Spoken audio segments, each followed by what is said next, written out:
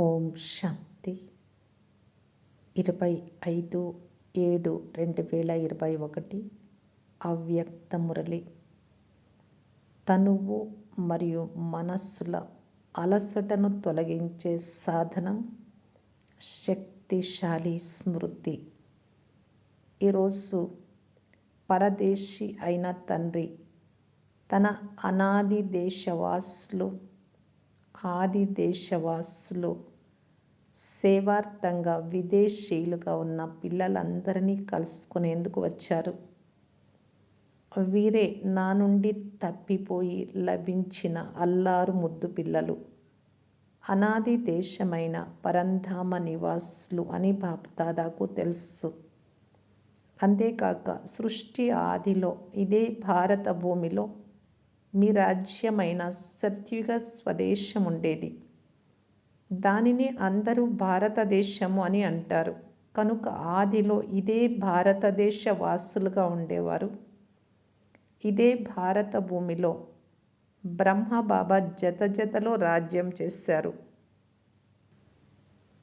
అనేక జన్మలు మీ రాజ్యంలో సుఖశాంతులతో సంపన్నమైన అనేక జీవితాలను గడిపారు. కనుక ఆది దేశవాసులైన కారణంగా భారత భూమితో హృదయపూర్వక స్నేహం ఉంది. ఇప్పుడు అంతిమ సమయంలో భారతదేశం ఎంత పేదదిగా లేక ధూళి మట్టిగా అయిపోయినా మీ దేశం అంటే మీదే. కనుక ఆత్మలైన మీ అందరి స్వదేశం. అంతేకాక శరీరధారి దేవతా జీవితాన్ని గడిపిన మీ దేశమేది? భారతదేశమే కదా. ఎన్ని జన్మలు భారత భూమిలో ఉండినారో గుర్తు ఉందా? 21 జన్మల వారసత్వాన్ని అందరూ తండ్రి నుండి ప్రాప్తి చేసుకున్నారు. కనుక 21 జన్మలైతే గ్యారెంటీగా తీసుకుంటారు. తర్వాత కూడా ప్రతి ఆత్మ అనేక జన్మలు భారత భూమిలోనే జన్మించింది. ఎందుకంటే బ్రహ్మబాబాకు సమీప ఆత్మలు, సమానంగా అయ్యే ఆత్మలు ఎవరైతే ఉన్నారో వారు బ్రహ్మబాబాతో పాటు స్వయమే పూజ్యులుగా, స్వయమే పూజారులుగా అయ్యే పాత్రను కూడా జతలో అభినయిస్తారు.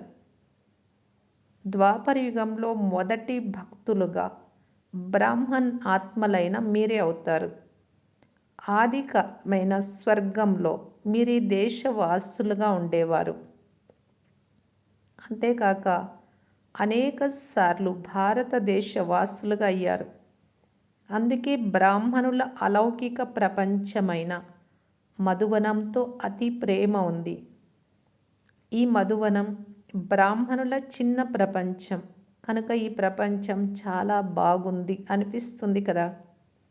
ఇక్కడి నుండి వెళ్ళేందుకు మనస్సు ఇష్టపడుతూ, ఒకవేళ ఇప్పుడిప్పుడే మధుబన్ నివాసులుగా అయిపోండి అని ఆజ్ఞాపిస్తే సంతోషిస్తారు కదా.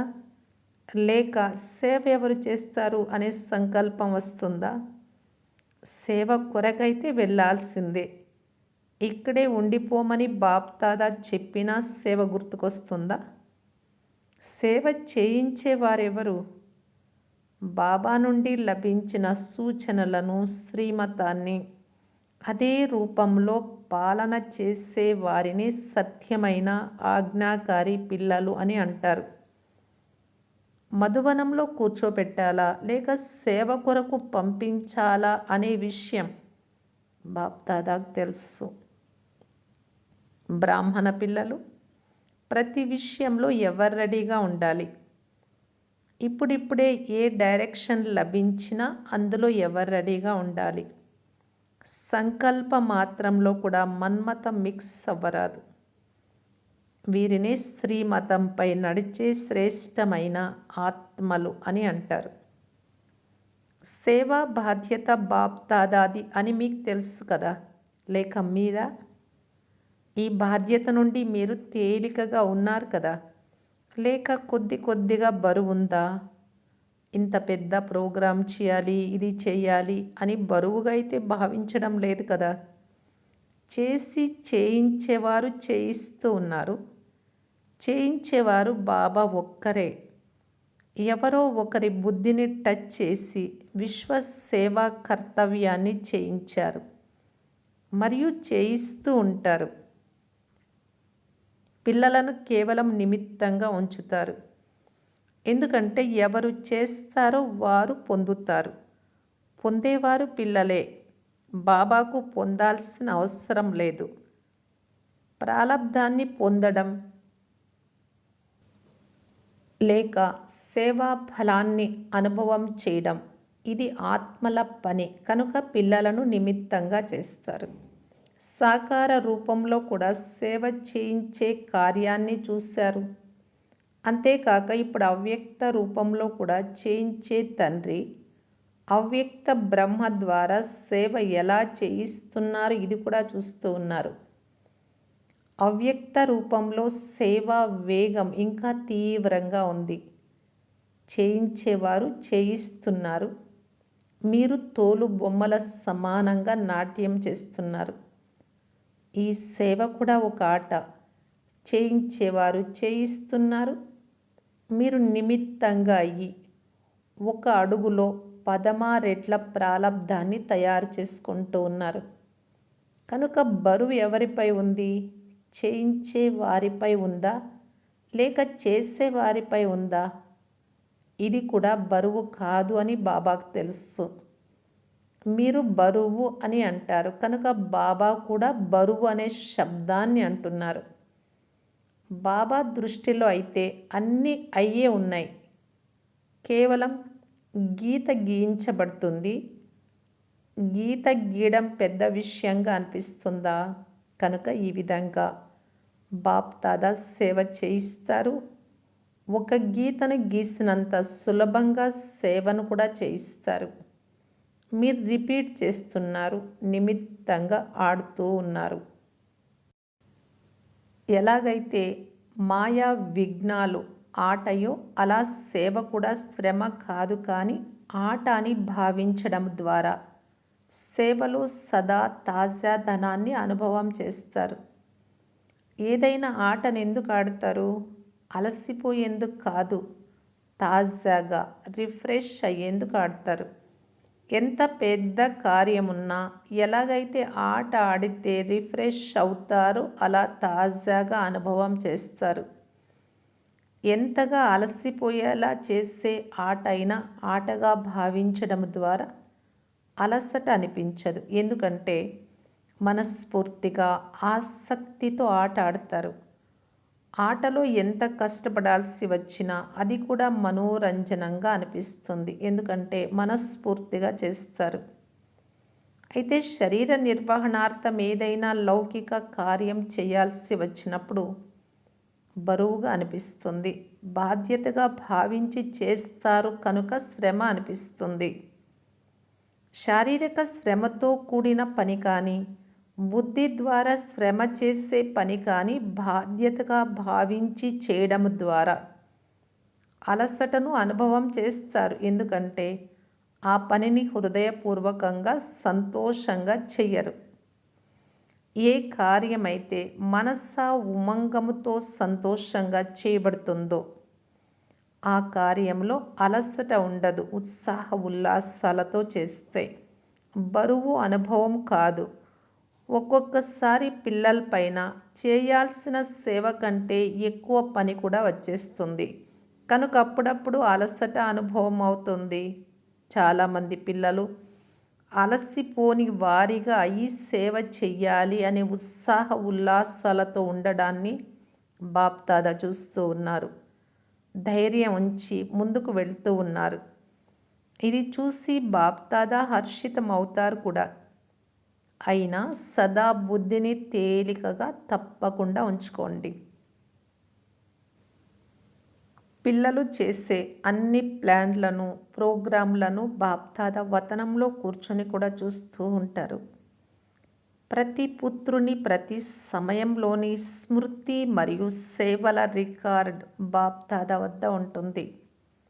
మీ ప్రపంచంలో రికార్డులు ఉంచుకునేందుకు చాలా సాధనాలున్నాయి. బాబా వద్ద సైన్స్ సాధనాల కంటే రిఫైన్డ్ సాధనాలున్నాయి. అవి స్వతహాగానే కార్యం చేస్తూ ఉంటాయి. సైన్స్ సాధనాలు ఏ కార్యమైనా లైట్ ఆధారంతోనే చేస్తాయి. సూక్ష్మవతనమైతే ప్రకాశంతోనే ఉంటుంది. సాకారవతనంలో లైట్ ద్వారా పనిచేసే సాధనాలన్నీ ప్రకృతి సాధనాలు. కానీ అవ్యక్త వతనంలోని సాధనాలు ప్రకృతి సాధనాలు కాదు. ప్రకృతి అయితే రూపాన్ని మార్చుకొని సతో రజో తమోలోకి పరివర్తన అవుతుంది. ఈ సమయంలో ఉన్నదే తమో ప్రధాన ప్రకృతి కనుక ఈ సాధనాలు ఈరోజు నడుస్తాయి, రేపు పని చేయవు. కానీ అవ్యక్త వతనంలోని సాధనాలు ప్రకృతికి భిన్నంగా ఉండేవి కనుక అవి పరివర్తన చెందవు. ఎప్పుడు కావాలి అన్నా, ఎలా కావాలి అన్నా సూక్ష్మ సాధనాలు సదా తమ కార్యాన్ని చేస్తూ ఉంటాయి. కనుక పిల్లలందరి రికార్డు చూడడం బాప్దాదాకు పెద్ద విషయం ఏమీ కాదు. మీకైతే సాధనాలను సంభాళించడమే కష్టమైపోతుంది కదా. కనుక బాప్దాదా స్మృతి మరియు సేవ 2 రికార్డులను చూస్తారు. ఎందుకంటే రెండింటి బ్యాలెన్స్ అదనపు బ్లెస్సింగ్స్ ఆశీర్వాదాలను ఇప్పిస్తుంది. సేవ కొరకు సమయాన్ని తీసినప్పుడు అందులో అప్పుడప్పుడు నియమం కంటే ఎక్కువ సమయాన్ని ఉపయోగిస్తారు. సేవలో సమయాన్ని ఉపయోగించడం చాలా మంచి విషయం. సేవ ద్వారా బలం కూడా లభిస్తుంది. సేవలో బిజీగా ఉండే కారణంగా చిన్న చిన్న విషయాల నుండి రక్షింపబడతారు కూడా. బాప్దాదా పిల్లల సేవపై చాలా సంతోషంగా ఉన్నారు. పిల్లల ధైర్యంపై బాబా కూడా బలిహారం అవుతారు. కానీ ఏ సేవ అయితే స్మృతిలో, ఉన్నతిలో విఘ్నంగా అయ్యేందుకు నిమిత్తంగా అవుతుందో అలాంటి సేవ చేసే సమయాన్ని తగ్గించుకోవాలి. ఉదాహరణకు రాత్రి 12 గంటలు లేక 1 గంట వరకు సేవ చేస్తే అమృతవేళ తాజాగా ఫ్రెష్గా ఉండలేరు. కూర్చున్న యోగానికి నియమ ప్రమాణంగా కూర్చుంటారు అంతే. అమృతవేళ శక్తిశాలిగా లేకుంటే పూర్తి రోజంతటిలో స్మృతి మరియు సేవలో తేడా వచ్చేస్తుంది. సేవా ప్లాన్లు తయారు చేయడంలో లేక సేవను ప్రాక్టికల్లోకి తీసుకురావడంలో సమయము పట్టవచ్చు. కనుక రాత్రి సమయాన్ని తగ్గించి 12 గంటలకు బదులు 11 గంటలకు నిద్రపోండి. ఆ తగ్గించిన 1 గంట సమయంలో శరీరానికి విశ్రాంతినిస్తే అమృతవేళ బాగుంటుంది. బుద్ధి కూడా ఫ్రెష్గా ఉంటుంది. లేకుంటే సేవ అయితే చేస్తున్నాము కానీ స్మృతి చార్టు, యోగ చార్టు ఎంత ఉండాలో అంత లేదు అని మనస్సు తింటూ ఉంటుంది. ఇది ఇలా అవ్వాలి కానీ అవ్వడం లేదు అని మనస్సులో మాటి మాటికి ఏ సంకల్పం అయితే వస్తుందో ఆ సంకల్పం వలన బుద్ధి కూడా తాజాగా ఉండదు. ఒకవేళ బుద్ధి తాజాగా ఉంటే 2-3 గంటలలో చేసే పనిని 1 గంటలో పూర్తి చేయవచ్చు. అలసిపోయిన బుద్ధితో పని చేస్తే ఎక్కువ సమయం పడుతుంది. ఇది అనుభవమే కదా. బుద్ధి ఎంత ఫ్రెష్గా ఉంటుందో శరీర లెక్కతో కూడా తాజా, అంతేకాక ఆత్మిక ఉన్నతి రూపంలో కూడా తాజా, అనగా డబల్ తాజాతనం ఉంటుంది. కనుక 1 గంట కార్యాన్ని అరగంటలో పూర్తి చేస్తారు. కనుక సదా మీ దినచర్యలో బుద్ధి తాజాగా ఉండేలా అటెన్షన్ ఉంచండి. ఎక్కువ నిద్రించే అలవాటు ఉండరాదు. కానీ శరీర లెక్కతో ఎంత సమయం విశ్రాంతి అవసరమో దాని కొరకు అటెన్షన్ ఉంచండి. అప్పుడప్పుడు ఏదైనా సేవ చేసే ఛాన్స్ లభించినప్పుడు నెల లేక 2 నెలల్లో 2-3 సార్లు ఆలస్యంగా నిద్రించడం వేరే విషయం. కానీ ఒకవేళ ప్రతిరోజు శరీరం అలసిపోతే స్మృతిలో తేడా వస్తుంది. ఎలాగైతే సేవ కొరకు ప్రోగ్రాం తయారు చేసేటప్పుడు దానికోసం 4 గంటల సమయం తీయాలి అనుకుంటే తీస్తున్నారో, అలా స్మృతి కోసం, తలంపు కోసం కూడా నిశ్చితమైన సమయాన్ని కేటాయించాల్సిందే. ఇది కూడా అవసరమని భావించి ఈ విధి ద్వారా, యోగం చేసే విధి ద్వారా మీ సేవా ప్రోగ్రాంను తయారు చేసుకోండి. సుస్థిగా అవ్వరాదు. శరీరానికి విశ్రాంతి ఇవ్వాలి. ఎంత ఇవ్వాలి అనేది తెలుసుకొని ఈ విధి ద్వారా నడుచుకోండి. ఎందుకంటే రోజు రోజుకు సేవ ఇంకా తీవ్రగతితో ముందుకు వెళ్ళే సమయం వస్తోంది. ఈ 1 సంవత్సరంలో కార్యాన్ని పూర్తి చేస్తాము. తర్వాత విశ్రాంతి తీసుకొని శరీరాన్ని సరిచేసుకుంటాము. తర్వాత స్మృతిని ఎక్కువగా పెంచుకుంటాము అని మీరు భావిస్తారు. కానీ సేవా కార్యం అయితే రోజు రోజుకు కొత్తగా ఇంకా పెద్దగా జరగనున్నది. కనుక సదా బ్యాలెన్స్ ఉంచుకోండి. అమృతవేళ తాజాగా ఉండి తర్వాత అదే పని పూర్తి రోజంతటిలో సమయం ప్రకారంగా చేస్తే బాబా ఆశీర్వాదాలు కూడా అదనంగా లభిస్తాయి. అంతేకాక బుద్ధి కూడా తాజాగా ఉన్నందున చాలా త్వరగా ఇంకా సఫలతాపూర్వకంగా కార్యం చేయగలరు. అర్థమైందా? బాప్ దాదా చూస్తూ ఉన్నారు. పిల్లల్లో చాలా ఉత్సాహం ఉంది కనుక శరీరం గురించి కూడా ఆలోచించరు. ఉమంగ్ ఉత్సాహాలతో ముందుకు వెళ్తూ ఉన్నారు. ముందుకు వెళ్ళడం బాప్ దాదాకు బాగా అనిపిస్తుంది. అయినా బ్యాలెన్స్ తప్పకుండా ఉండాలి. భలే చేస్తూ ఉండండి, నడుస్తూ ఉండండి. కానీ అప్పుడప్పుడు చాలా పని ఉన్నప్పుడు ఆ పనిలో బుద్ధి అలసిపోయే కారణంగా ఎంత అనుకుంటారో అంత చేయలేకపోతారు. అంతేకాక చాలా పని ఉన్నందున ఎవరి ద్వారానైనా కొద్దిగా అలజడి జరిగినా మీరు అలసట కారణంగా మీకు చిరాకు అనిపిస్తుంది. తద్వారా సంతోషము తగ్గిపోతుంది. ఆంతరికంగా బాగుంటారు. సేవ ద్వారా బలం కూడా లభిస్తోంది, సంతోషం కూడా లభిస్తోంది. అయినా శరీరం అయితే పాతది కదా, కనుక టూ మచ్గా అంటే అతిలోకి వెళ్ళకండి. బ్యాలెన్స్ ఉంచుకోండి. స్మృతి చార్టు పైన మీ అలసట ప్రభావం ఉండరాదు. సేవలో ఎంత బిజీగా ఉంటారో, భలే ఎంత బిజీగా ఉన్నా అలసటను తొలగించే విశేషమైన సాధనం. ప్రతి గంట లేకు 2 గంటలలో 1 నిమిషమైనా, ప్రతి గంటకు కావచ్చు, 2 గంటలకు ఒకసారి ఎక్కువ సేవ ఉంది అంటే 1 నిమిషమైన శక్తిశాలి స్మృతి కోసం గంటకు సమయం తప్పకుండా కేటాయించండి. ఎలాగైతే శరీరం బలహీనంగా ఉంటే శరీరానికి శక్తి ఇచ్చేందుకు డాక్టర్లు ప్రతి గంట లేదా 2 గంటలకు ఒకసారి తాగేందుకు శక్తినిచ్చే మందు ఇస్తారు కదా, దాని ప్రకారం సమయం కేటాయించి మందు తాగాల్సి ఉంటుంది. కనుక మధ్యలో ఒకవేళ 1 నిమిషమైన శక్తిశాలి స్మృతి కోసం సమయము కేటాయిస్తే అందులో ABCD అన్ని విటమిన్లు వచ్చేస్తాయి. శక్తిశాలి స్మృతి సదా ఎందుకు ఉండదో వినిపించాం కదా. మీరు బాబా వారిగా మరియు బాబా మీ వారిగా ఉన్నారు. సర్వ సంబంధాలు బాబాతో ఉన్నాయి. హృదయపూర్వక స్నేహం ఉంది. జ్ఞానవంతులుగా ఉన్నారు.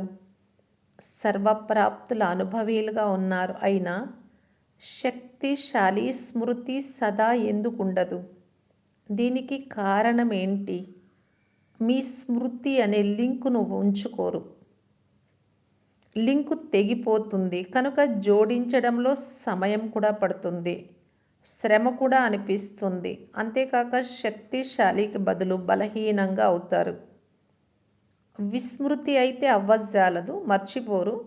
స్మృతి ఉంటుంది కానీ సదా శక్తిశాలి స్మృతి స్వతహాగా ఉండాలి అంటే బాబాతో లింకు తెగిపోరాదు. ప్రతి సమయం బుద్ధిలో స్మృతి లింకు జోడింపబడి ఉండాలి అంటే దానికి విధి ఇదే.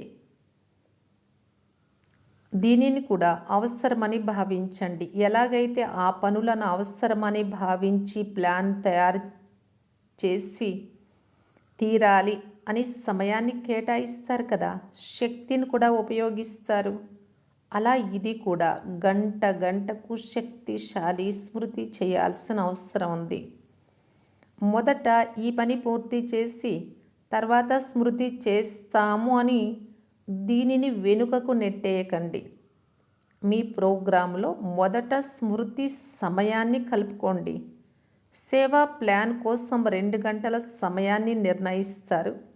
మీటింగ్ చేసినా ప్రాక్టికల్గా చేసినా ఆ 2 గంటలతో పాటు మధ్య మధ్యలో స్మృతి కూడా చేయాల్సిందే అనేది కూడా కలపండి.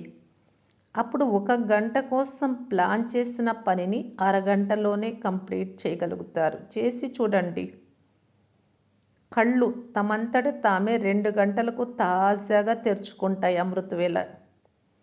ఇది వేరే విషయం. కానీ పని కారణంగా మేల్కోవాల్సి వస్తే దాని ప్రభావం శరీరంపై పడుతుంది కనుక రెండింటి బ్యాలెన్స్పై సదా అటెన్షన్ ఉంచండి. సేవ ఎంత ఉందో స్మృతి అంతే ఉండాలి.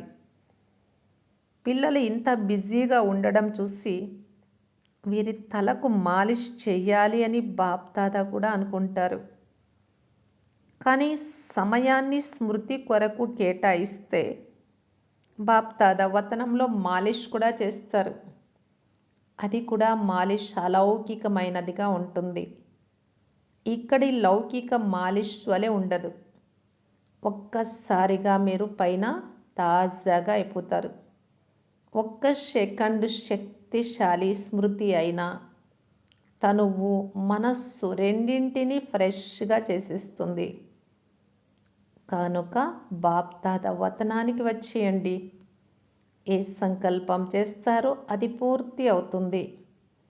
శారీరక అలసట ఉన్నా, బుద్ధి అలసట ఉన్నా, స్థితి యొక్క అలసట ఉన్నా బాబా వచ్చినదే మీ అలసటను తీర్చేందుకు. ఈరోజు డబల్ విదేశీయులతో వ్యక్తిగత ఆత్మిక సంభాషణ చేస్తూ ఉన్నారు. చాలా బాగా సేవ చేశారు. ఇంకా చేస్తూనే ఉండాలి. సేవ పెరగడము అనేది డ్రామా అనుసారంగా తయారు చేయబడే ఉంది. ఇప్పుడిక చాలా చేశాము అని మీరు ఎంతగా అనుకున్నా ఇంకా సేవ ఎక్కువగా డ్రామాలో నిర్ణయింపబడి ఉంది కనుక సేవ కొరకు ప్లాన్స్ వెలువడాల్సిందే. అంతేకాక మీరందరూ నిమిత్తంగా చేయాల్సిందే. ఈ నిర్ణయాన్ని ఎవ్వరూ మార్చలేరు. 1 సంవత్సరం పాటు సేవ నుండి విశ్రాంతి ఇవ్వాలి అని బాబా అనుకున్నా అది మారదు. సేవ నుండి ఫ్రీ అయ్యి కూర్చోగలరా? ఎలాగైతే స్మృతి అనేది బ్రాహ్మణ జీవితానికి పౌష్టికాహారము, అలా సేవ కూడా జీవితానికి పౌష్టికమైన ఆహారం. పౌష్టికాహారం లేకుండా ఎవరైనా ఉండగలరా? కానీ బ్యాలెన్స్ తప్పనిసరి. బుద్ధిపై భారం పడేంత ఎక్కువగా కూడా చేయకండి. అంతేకాక సోమరులుగా అయ్యేంత తక్కువగా కూడా చేయకండి. బరువు ఉండరాదు, సోమరితనము ఉండరాదు. దీనినే బ్యాలెన్స్ అని అంటారు. మంచిది. సదా స్మృతి మరియు సేవల బ్యాలెన్స్ ద్వారా తండ్రి బ్లెస్సింగ్స్కు అధికారులు. సదా బాబా సమానంగా డబల్ లైట్గా ఉండేవారు. సదా నిరంతర శక్తిశాలి స్మృతి లింకును జోడించేవారు. సదా శరీరము మరియు ఆత్మను తాజాగా ఉంచుకునేవారు. ప్రతి కర్మను విధిపూర్వకంగా చేసేవారు. సదా శ్రేష్ఠ సిద్ధిని ప్రాప్తి చేసుకునేవారు. ఇలాంటి శ్రేష్ఠ సమీప పిల్లలకు బాప్దాదా ప్రియ స్మృతులు మరియు నమస్తే. వరదానము. శ్రేష్ఠ భాగ్యం యొక్క స్మృతి ద్వారా తమ సమర్థ స్వరూపంలో ఉండే సూర్యవంశీ పదవికి అధికారి భవ. ఎవరైతే తమ శ్రేష్ఠ భాగ్యాన్ని సదా స్మృతిలో ఉంచుకుంటారో వారు సమర్థ స్వరూపంలో ఉంటారు. వారికి సదా తమ అస్సలైన అనాది స్వరూపం స్మృతిలో ఉంటుంది. ఎప్పుడు నకిలీ ముఖాన్ని, దేహ అభిమానాన్ని ధారణ చెయ్యరు. చాలాసార్లు మాయ నకిలీ గుణాలు మరియు కర్తవ్యాల స్వరూపంగా చేస్తుంది. కొందరిని క్రోధీలుగా, కొందరిని లోభులుగా, కొందరిని దుఃఖితులుగా, కొందరిని అశాంతిగా చేస్తుంది. కానీ మీ అసలైన స్వరూపం ఈ విషయాలన్నింటికంటే భిన్నమైనది. ఏ పిల్లలైతే తమ అసలు స్వరూపంలో స్థితమై ఉంటారో, ఆత్మస్వరూపంలో ఉంటూ తమ దివ్య గుణాలతో ఉంటారో వారు సూర్యవంశీ పదవికి అధికారులుగా అవుతారు. స్లోగన్: అందరిపైన దయ చూపించే వారిగా అయితే అహం మరియు వహం అనగా ఎక్కువ తక్కువ భావనలన్నీ సమాప్తి అవుతాయి. ఓం శాంతి.